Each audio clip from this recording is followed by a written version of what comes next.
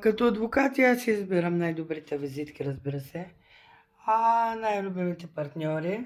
То е много ограничен броя, на които можеш да си избереш по дълхата. Избрах себе си, за да не лъжа. И любимия ми брой който ме направи любимия български творец, а по-късно и световен. И така бяла спретната каштурка с две лепи отпред. Къщата е последния проект на баща ми, който аз работих ръчно с глина, с известни скулптури в моя ръка. И сега какво съм избрала, за да може към този час да си кажем: айде стига теми, стига подготовки с това едно.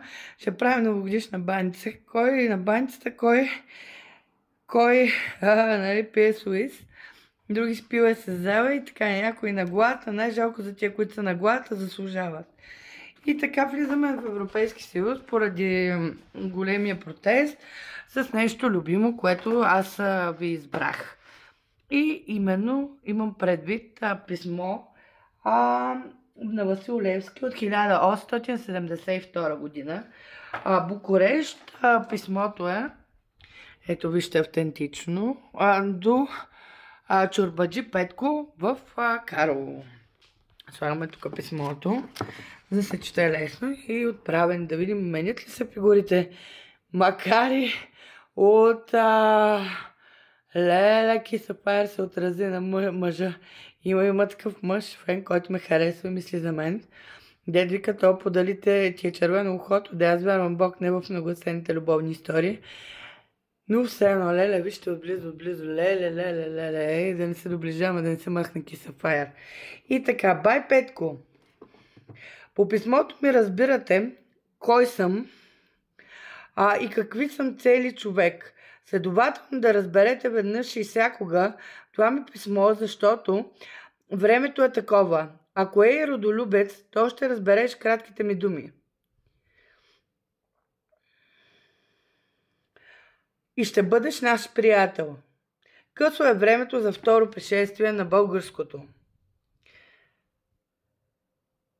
Дето козите и овцете ще се делят.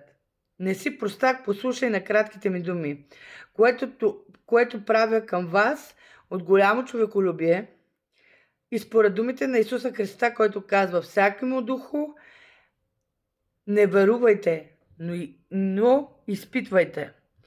Да, сега до един карловец не е казал за вас добро. И нека не изпадаме в условности, да прочетем края на писмото. Ако сте хора, то трябва да съобщите на колкото приятели имате същия Васил Левски. И ето така, какво иска да съобщи той. Че когато няма работа, грозно ще се наказва, а фамилията ще бъде изгонена от българско. Вижте, на тия пътища, когото обичате, на това държите. Аз ви заповядвам, като имам това право да упомощите от Централния комитет, да действам пред когото и да е българина. И те са си сложни писмата на Левски, затова и в оригинал и сега да помълчим малко. Отразили се Кисапайер, за да го прочетете вие и да ми вярвате, нали? Свънто Георги за първата найдено в писмото пише: господине, парите ви са готови за стоката. Иска да каже, че всеки е стока. Всеки може да продадеш, кой не ти е близък. Предателство е, когато лъжеш, че си близък. Виновен е сатаната, защото излъга, че е близък на Христос. Не защото искаше власт. Ето книжката, която си позволих аз изхарчих парите. Писмата на Левски, автентични. И минаваме отново към Кисапайер. Тук си се отразило. Щом така може да се изменят такива оригинални, които са награди скулптури. Тук виша християнска Голгота. Може през определено море да възкръсне Господа. Затова и аз казвам: не крадете лувъра, защото Господа обирате. Това е